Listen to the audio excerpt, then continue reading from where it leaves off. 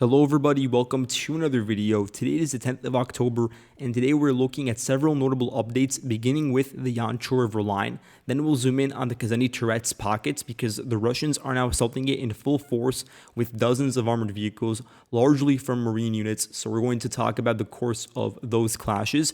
Moreover, in the Kleban-Byk region, the pocket has been fully evacuated. The Russians are now beginning to take it over in its entirety. So we'll look at the specifics of that front. Then we'll zoom in on Yampil because the battle rages over there. And in Kharkiv, there's also an update. So let's begin with the Zahryzhove and Dnipro regions. You can see how the floodplains to the east of the Yanchur River are being seized right now. This includes this particular area directly to the east of Poltavka, amounting to 0.6 square kilometers. And then to the north of it, you have this area 1.5 square kilometers worth of territory, and it spans diagonally about 2.3 kilometers. There's a video here from October 10th released by the Shadow Drone Group, and they showed grenade drops onto warehouses north of Poltavka, meaning that the Russians now have access to this route that directly leads to the northern flank of Poltavka. And so the eastern flank is currently being assaulted. You have some pressure coming directly to the south, and now from the north, there's also a possibility of crossing over the river and beginning to seep into the first houses in the northwestern outskirts. And so the Russians are really beginning to envelop it and squeeze out any sorts of Ukrainian flexibility over here, really forcing them into a tight corner. And the problem is Poltavka is relatively isolated. There are no nearby villages that can be used as anchors or logistics points. There aren't any paved roads that connected to anywhere of value at this point because the only road would be to Novomykolivka, and at this point it's almost cut off and it's not being used by any sorts of vehicle. That's simply not feasible given the dynamics along the front line. So the Ukrainians have to be already looking at their fallback point, and you could see how that most likely would be from Nove all the way to Vysoke. So let's turn on the fortification map so you guys get an idea of the defensive coverage over here, because the Ukrainians would prefer for the front line to remain at a safe distance from the eastern outskirts of Yampil. They would not want to give up 80 square kilometers, and if you look at this region over here, it pretty much does amount to 80 square kilometers. They would not want to cede it without any sort of fight or without dragging out their feet, and then having the Russians at the doorstep of Yampil from the eastern flank. So the likely fallback line would be from Nove southwards to Vysoke, which is a line that amounts to, let's see, about 12 or 13 kilometers. And it's not necessarily the best when it comes to its defensive fortitude. You look at the bottom three villages, and there isn't any coverage coming from the east. There are a couple of trenches that are meant to absorb attacks from the south. But even in that case, it's not necessarily the most. And when you look at it, yes, the tree lines individually, they may have some dugouts that are not captured by satellite imagery, but it's nowhere near enough. And it's something that we've seen time and time again. The Russians simply bypass some of those isolated dugouts and leave a couple of dozen Ukrainian forces to their own devices in these areas, and then just immediately go for the most important anchor in that particular sector, which would be these villages over here. And so given their small size, storming them, actually getting a foothold, would be very difficult then for the Ukrainians to reverse that. When there's a larger sort of settlement, for instance, Malonivka size, or even larger than that, there's still potential for some sort of movement and some sort of back and forth. But once there's a really small village, it's very difficult to push out an assault company. And so it's going to be difficult looking forward, not just for that region, but also for areas that are on the western end of the Yanchur River. So looking at it, there's really only one outcropping that the Ukrainians have to the east of the river, and that's over here, and that's probably related to the fact that there is a trench in this region, but the Russians are also getting close to fully taking it over, and then from there seizing Novomykolivka. And Uspanivka is the one village along this line that does have a bit more time because it is larger in terms of surface area, and there are more houses and therefore basements to resist in. But the framework, or I should say, the preparations are underway for storming it. That would include, of course, the anchor in Novovasilivska, and then from there pushing to the east. It would include the northern flank, and that's why Zahryzhove and capturing that was so important, because it means that seizing the ridges to the north of Pavlivka, Privilne is not a possibility. And then from there, of course, overlooking Uspanivka, both in terms of topography, but also just, in terms of positioning on the map, being further to the north and flanking it from there. and then, of course, utilizing that same paved road to advance and bypass the fallback line. There's a sort of temporary fallback line that we talked about, and then the main one that's supposed to sort of envelop or surround the vicinity of Hulayapoli and prevent the city from coming under direct assault by the Russians. But you can see how the plan is already underway, and the Russians are continuing to advance at a pretty constant rate every day now, both in Zaporozhye and Dnipro. So now to look at Dnipro, we can see how the Russians captured 10.6 square kilometers, including all of Oleksivka. There are two videos. One of them was from a Ukrainian tank, I believe, that actually fired at Russian positions within an agricultural facility. And that was on the 8th of October. The vehicle was then targeted by a Russian drone, and on the flip side, the Ukrainians targeted some of the initial Russian squads and attacked over here with their own grenade drops and FPV strikes. But it reached the point where by the 10th of October, we had a video released by the 214th Up 4 Battalion of mine and grenade drops onto Oleksivka, onto soldiers that are in these bushes and also ones that are hiding in the houses. And this is important because it yet again confirms that this Up 4 Battalion has at least been partially redirected away from its previous area of activity, which would be near Andrivka Klavtsove and Zolani High, because for a while now there's been ambiguity as to where it's actually stationed, but it appears as if it may have actually been redirected now. Perhaps some of its companies are fighting in Zeleny High or nearby, and others were redirected southwards, but at this point it seems more likely that the entirety of the unit has been moved over, so I'll have to get a final confirmation on that before I change the map to indicate such a fact. But yeah, a lot of the forces that were previously manning the Yanchur River or the areas that are near Ivanivka and Zahryzhove, they simply have no use defending over there anymore. And so they're being moved to a more pressing location.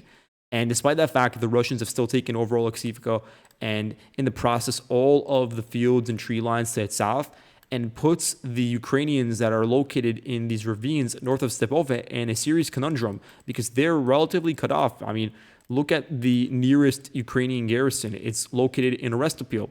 And the Ukrainians in this salient, they are boxed in from three directions. It spans about 8 square kilometers. And to reach Arestopil, it's a journey of around 4 kilometers. And besides that, there really isn't anything nearby that's accessible. And so the Russians are closing in from the west and from the east now because they pushed and captured another 2 square kilometers. And so a lot of these excess territories where, yes, the Ukrainians can anchor around the forested area, but that's about it. They don't have any underground components, and these locations aren't really fortified. So their longevity over here is seriously in doubt. And I would say the same thing even for the area south of Khoroshi. There was a Ukrainian sort of period in time where they did have momentum over here about a week ago, and that coincided with the redeployment of forces like the 23rd Brigade and several others that we've talked about a lot. And that is why they were able to halt the advance and actually take back parts of Sosnivka. But now with the Russian energy beginning to rejuvenate with the advances towards Oleksivka, that's also going to eventually reach the areas near Sosnivka specifically. And then from there, I could see the gains being reversed and the salients especially just being closed because they are difficult to resupply and the forces aren't there to really defend the entirety of the salient. It's full perimeter.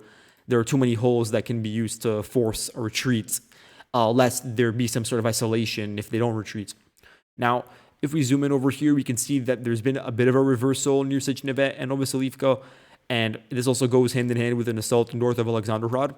So you can see how to the east of Novoselivka, the Russians are not in control of most of the village due to activity recorded by the 3rd Battalion of the 225th Assault Regiment, and they've been able to muddy the waters over there. The Russians, instead of directly engaging with them, are trying to bypass those Ukrainian forces by assaulting the eastern outskirts of the village, taking over this local ravine and also this tree line extending to the south of the Yanchur River.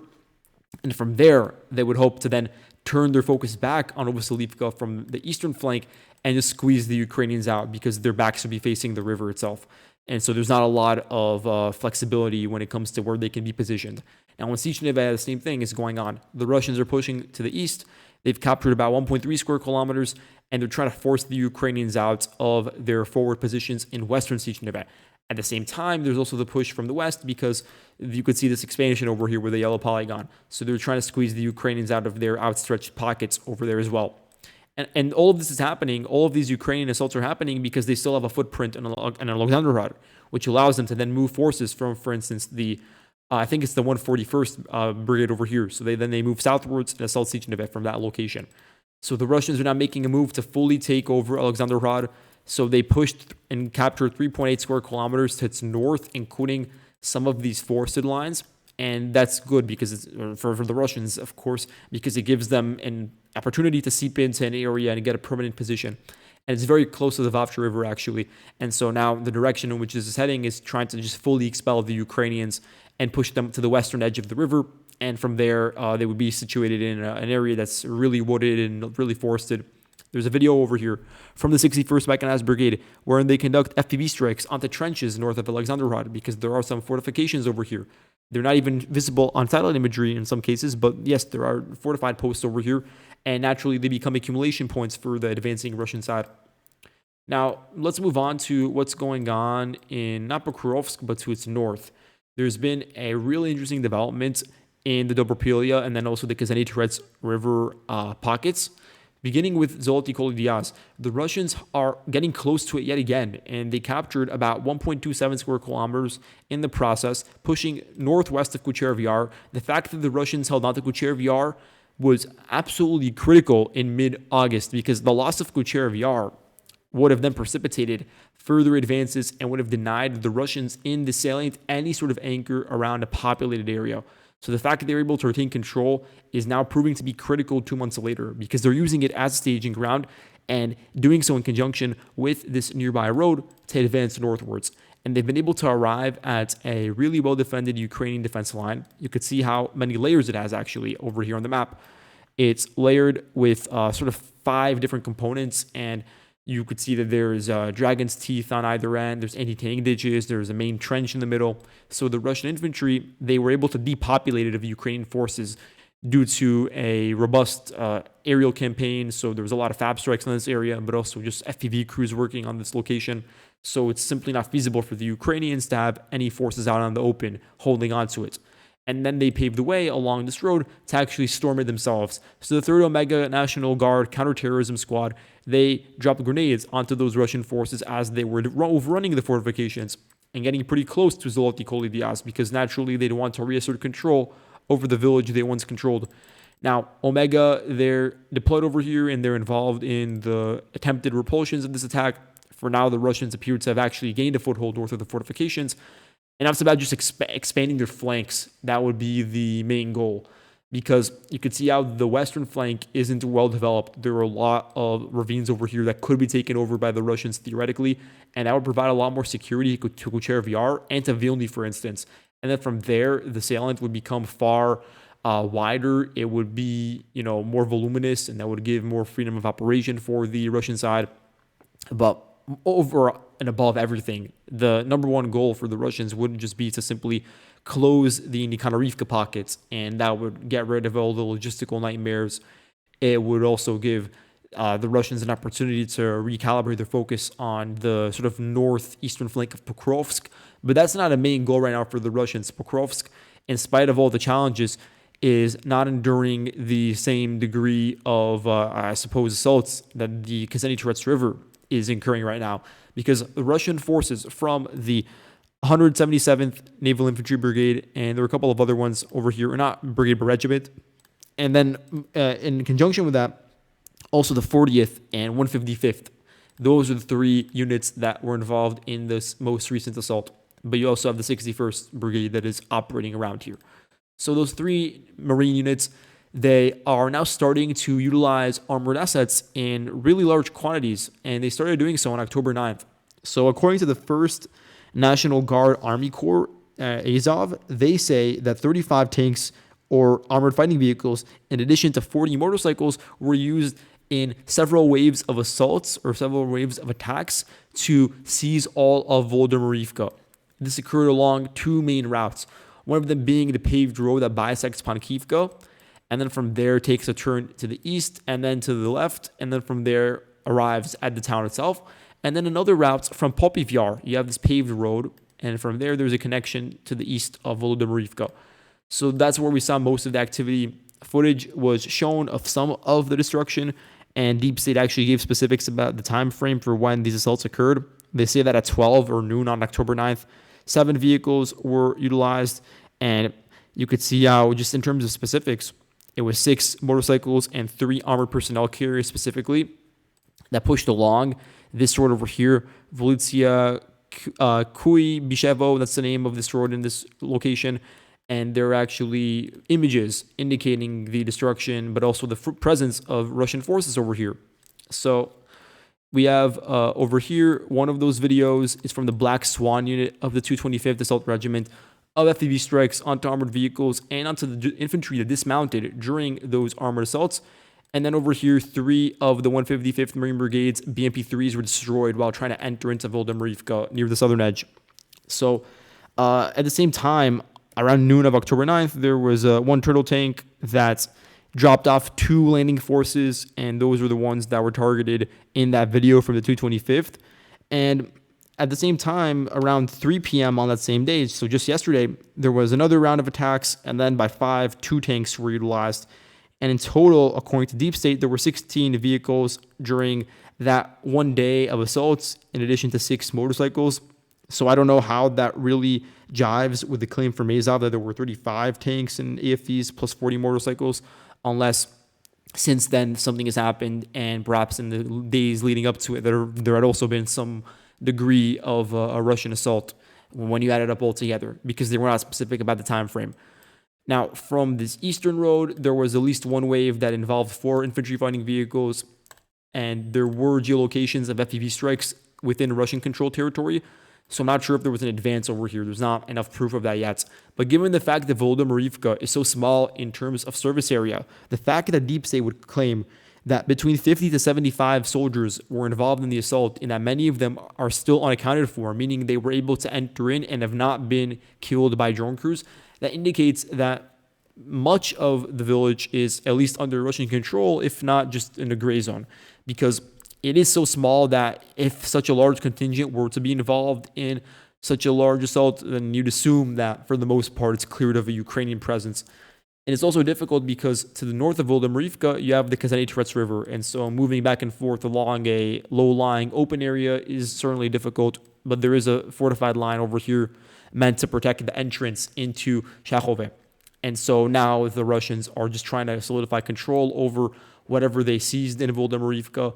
To its south, all of those gray zones and open fields that previously the Ukrainians took advantage of in order to assault and put pressure on the logistics in Novotoretsk, they've been taken over now, meaning that the bottleneck surrounding the Dobropilya salient has not been fully alleviated, but you could see how the corridor entering into it is now 4.3 kilometers. Before it was not even 2 kilometers. And so there's been a massive expansion as a result. So that will be certainly a positive development for the Russian side and would actually get even better if Volodymyrivka is taken in its entirety. And in terms of the gains over the past 2 days, it's 9.25 square kilometers. Now to the east of Sofivka, the Russians were also making inroads here, but not with armored assets, because the Russians had been waiting for this opportunity to assault for a very long time, because they've had the reserves prepared for these assaults since, say, late August, early September, but there wasn't the proper conditions. The conditions are now ripe because there's a lot of fog and rainfall, which prevents the Ukrainian aerial reconnaissance and strike teams from being as effective as they would otherwise, especially during the clear skies of the summer. And that's why it was done at this point in time. There was just a window of opportunity seized due to poor weather on October 9th. And that means that, if the Ukrainians still have the ability to detect assaults pretty quickly, if they're going to have to advance another extra, 7 kilometers, like if we're talking here about an armored column, that window of opportunity, those 7 kilometers, would be enough for Ukrainian drone crews to identify the assault and perhaps stop it in its tracks or target some of the vehicles before they even reach the front line. And so it was better to attack from an area that's far closer to the staging grounds for the armored vehicles. That's not an salient like this area to the east of Sofivka. Also, this area does not contain any paved roads, and so it would be more difficult to assault, although it's not impossible. We've seen throughout the entirety of the war that the Russian Marine units have been involved in assaults using a plethora of armored vehicles along open fields without any sort of paved road. But I digress. East of Sofivka, the Russians captured 1.26 square kilometers, and they're gradually pushing forward over here with infantry on the ground, storming this ravine and trying to make the sort of road over here, their entrance point into Sofivka. And that was also consistent with the FAB strikes. The FAB strikes were targeting these exact areas a couple of weeks ago, and now the Russians are beginning to take them over. And the FABs are now specifically concentrated on Sofivka and on the agricultural buildings that's east, clearly showing that those are the next steps for the Russian side over here. So you can see how there's going to be like a dual two-pronged attack to close in on the entirety of the salient. And it's getting kickstarted with the massive and most significant assaults coming in from the south with all those armored assets deployed. The Ukrainians, on their part, are defending with the 6th Company of the 82nd Air Assault Brigade. They were involved in the repulsion near this road to the east of the town. You also have the 225th, of course. I think it's like their 2nd and 1st battalions over here. You also have the 33rd Assault Regiment redeployed from Zaporozhye to defend in this location. And then from there, you have a whole host of others. Some of the Skala Regiment is over here, but it is really splintered at this point and is very fluid when it comes to its deployment points. You have a lot of other units over here that we can go on and on about, but the garrison is pretty large when it comes to the population in such a tightly packed salient near the front line. And so the casualties certainly will be high if the Ukrainians aren't able to, hide and defend in basements. Now, looking to the east, this is interesting. We can see over here that the entirety of the Kleban-Byk pocket has been cleared. The Ukrainians withdrew via boat. That's what some Ukrainian soldiers are claiming, that they use boats to withdraw from this location. And I would assume they did so through the narrowest points, like this one over here that's 400 meters, and this other one that's perhaps 600 meters. And they did it in locations that are the farthest away from the Russian western and eastern flanks. But apparently, due to the fact that there was poor weather over the past couple of days, they did not suffer exceedingly high casualties. But honestly, I can't really go off of what they're saying with any sort of degree of confidence. We will wait to see what's actually the case when it comes to videos, because if there is footage of an FPV drone hitting a boat with Ukrainian soldiers in it, then I'm sure it will be released at some point. But I could also imagine the Ukrainians withdrawing through the forested area over here. Perhaps they were moving in small groups at night or during a foggy period through the foliage over here, and then crossed over a narrow portion of the river, and then from there made their escape. That's also a possibility. I just haven't seen it confirmed anywhere. You can see that the Russians are now beginning to actually go in and physically clear it out. So they captured at the moment 12.1 square kilometers, and the entirety of the pocket will soon be taken over. The area where I'm the most sort of iffy about changing the map would be this location north of Alexander Kralinove, because there were still a lot of fortifications here that are not really to the south of the reservoir, but they are connected in some ways to other networks of defenses that are nearby. And so this is still a potential area where there is Ukrainian activity. But the Russians recently, over the past week, have been making inroads over here, trying to take out these defenses, and then from there use the road on which they're located to advance northwards and just clear out a lot of the density and fortifications. The Ukrainians, they don't have necessarily the strongest, or I suppose the most voluminous garrison over here, but they do have a lot of fortified outposts, and they're dragging out the fighting. They have been all summer, and that's prevented an assault from the southwest onto Konstantinivka.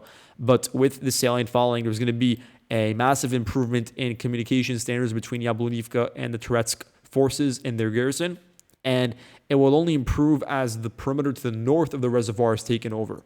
We can see that at the same time, another major salient has closed with 4.8 square kilometers taken over to the east of Ivanopilia. The 28th Mechanized Brigade, they shelled Russian infantry in a trench east of the village on October 8th, and that shows us that several layers of trenches were overrun by these forces, and they were able to arrive at this tree line before getting shelled.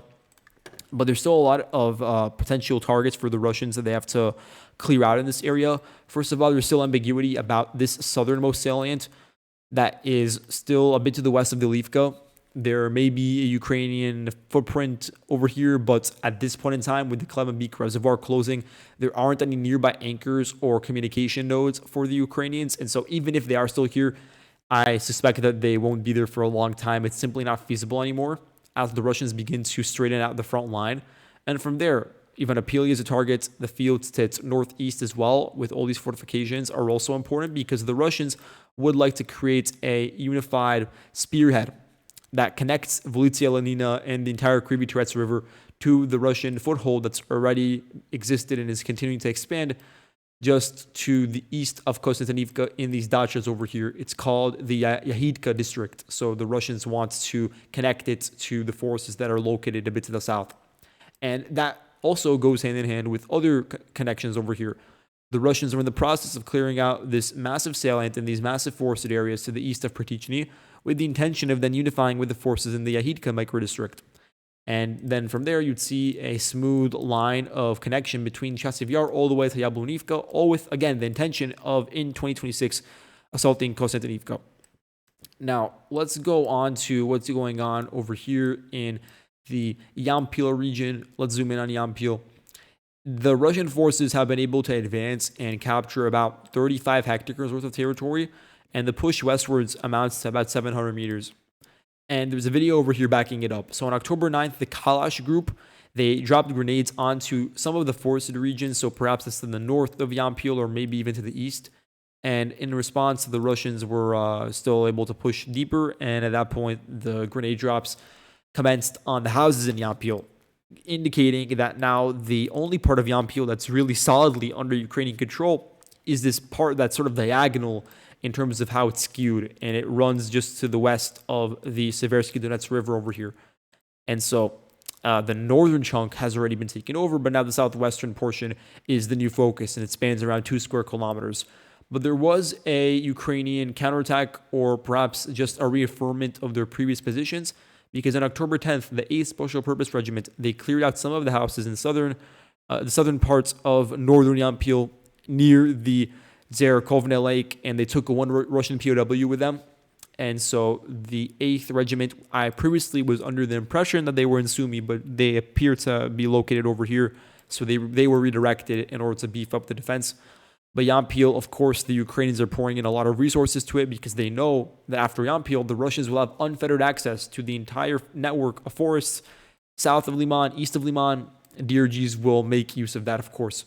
Now, to finish off, let's zoom in on the Kharkiv region, because the Russians have taken over a large chunk of the village of Zahryzhove, an area that they previously had control over, but the Ukrainians counterattacked. So now the Russians are just reversing the dynamics. On October 10th, the Cherokee drone unit of the 40th Artillery Brigade conducted FPV strikes on the houses in the southern part of the village, indicating an advance of 2 square kilometers. The Russians over here pushed about 1.5 kilometers southwards, and so that's pretty much it when it comes to the advances over here. They're doing this sort of push along the R79 highway, and the goal would be to then isolate the Ukrainians located to the east of Bohuslavka and Novo-Kruchliakivka, because yes, it is a formidable garrison over here in terms of like the amount of time they've been able to hold out, but it is pretty thinly stretched, and there are fortifications, but not many villages over here. It's just largely open areas that can be cut through. And so the goal of the Russians would just be to bypass it and then squeeze out the Ukrainian forces involved in the defense over here. And then from there, focus their efforts on the northern flank of Borova. But again, this is one of those tertiary fronts. It's not necessarily what's important right now for the Russians. As we talked about in yesterday's video, the far more important question, the more grueling question, is the fate of Kupiansk. And I know that some Russian sources, and I've promised to mention their reporting because, again, I'm trying to be as open as possible with the types of reports coming out. The Kupiansk salient, some are claiming that it's been cut off in its entirety, and that the Russians made an effort to unify the two flanks, one being the coastal flank and the one being over here, the western one near the low rises of the city. They claim that there was a cutting off near the main road, Volitsia Dzerzhinskoho, over here like this. So that may be the case, but there's not enough information or any sort of confirmation yet about additional Russian movements besides the ones that we talked about in the video 2 days ago. So that's really it for today. I do think that by the next video, there will be some significant updates from Kupiansk, so keep an eye out for it. And I'll see you guys all in the next video. So goodbye.